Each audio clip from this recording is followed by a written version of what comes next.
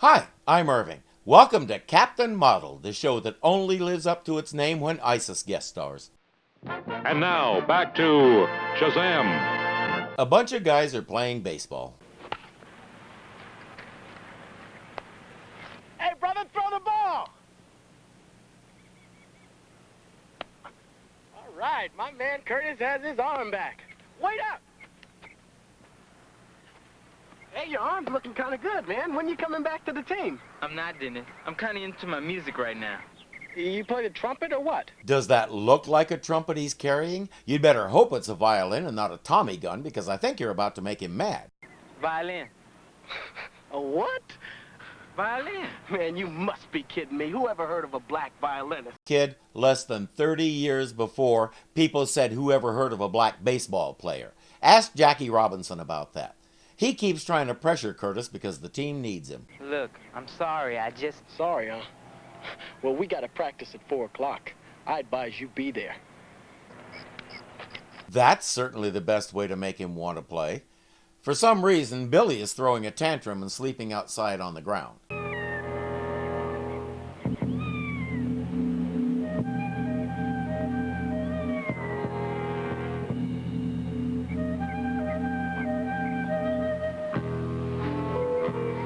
Man, how did you get way up there anyhow? He's never had a kitten before. They're great at getting themselves into situations like that. Not so great at getting themselves out of them. Billy can't climb the pole, due in large part to the fact that those things are designed so people like Billy can't climb them and fall and hurt themselves and sue the power company because they were too stupid to stay off the pole. Shazam!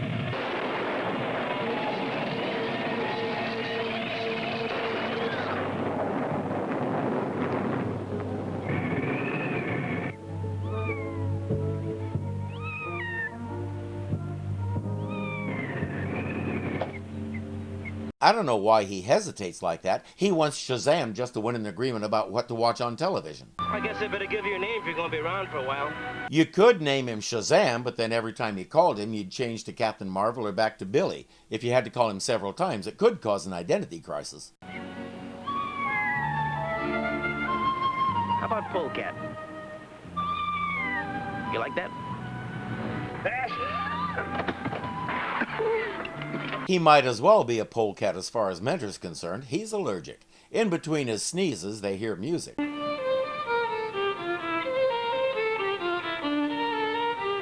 Bravo, bravo. That was marvelous, young man. You play great violin. Thank you. My name is Mentor. This is Billy Batson. I'm Curtis Hudson. Every morning I have a free period, so I come out here and practice. Billy says, I play guitar and Mentor used to play the ukulele. Want to jam later today? Curtis agrees. Should have asked him if he'd like a kitten. But we all know what's going to become of Polecat. Once you name it, you're hooked. Don't I know it? There is a saying, to thine own self be true. Well, I'm not sure I understand what you mean, Solomon. He means that people should feel free to be themselves.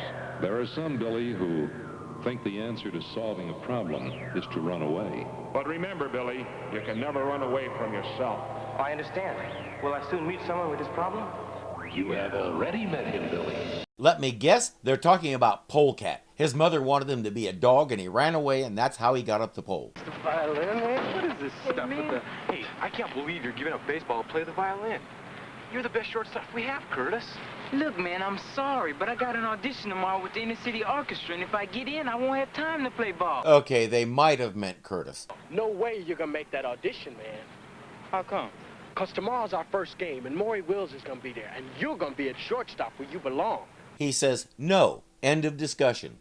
Hey, man. Listen, man, if you want that violin back in one piece, you be at practice this afternoon, dig? Do you really expect him to be into the game and play his best under those circumstances? Who manages this team? Curtis needs to raise a stink. And by the way, kid, Maury Wills was a shortstop. If anybody catches his eye, it'll be Curtis, not you.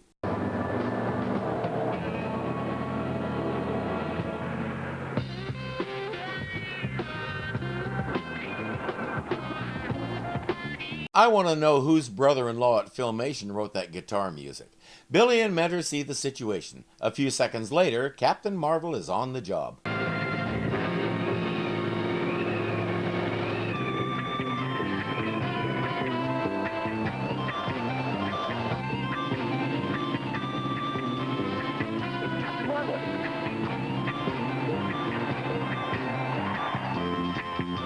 That rock was flat enough, I'll bet he could make it skip on a pond. Problem.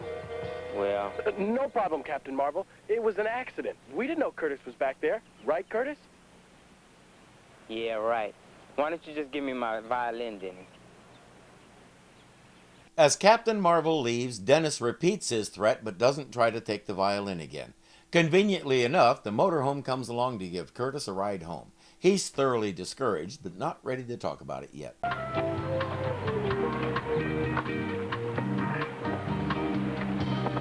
Thanks for the ride. Right. See you at the audition tomorrow. You're wrong, Billy.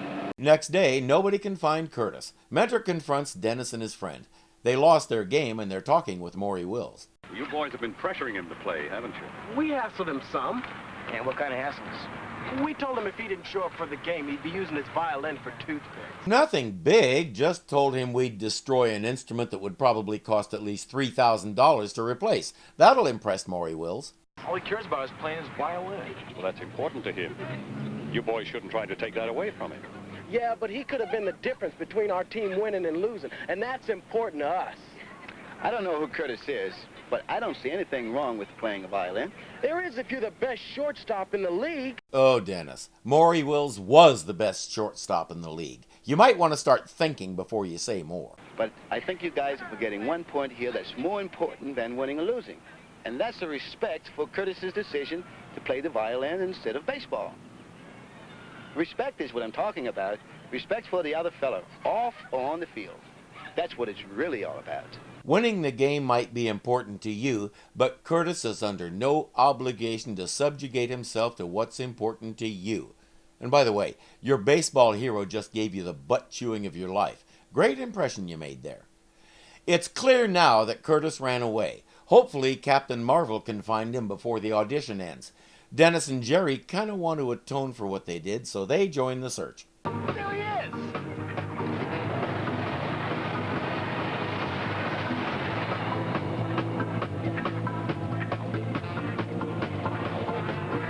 Curtis thinks they're after him to smash his violin. He's not about to stop for those two.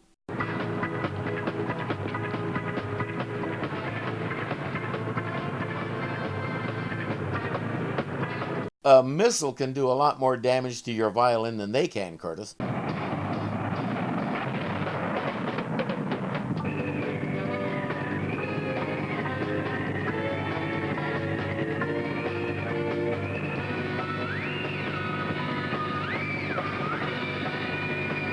Holy moly, Curtis is right in the target area.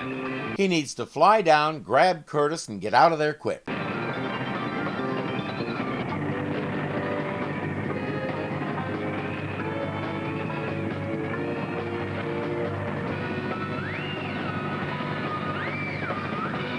Or he can do that. It explodes harmlessly in the air. Curtis gets to the audition and wins a seat in the orchestra. It's time for Billy and Mentor to be on their way. Curtis, listen, I have a favor to ask. Name it.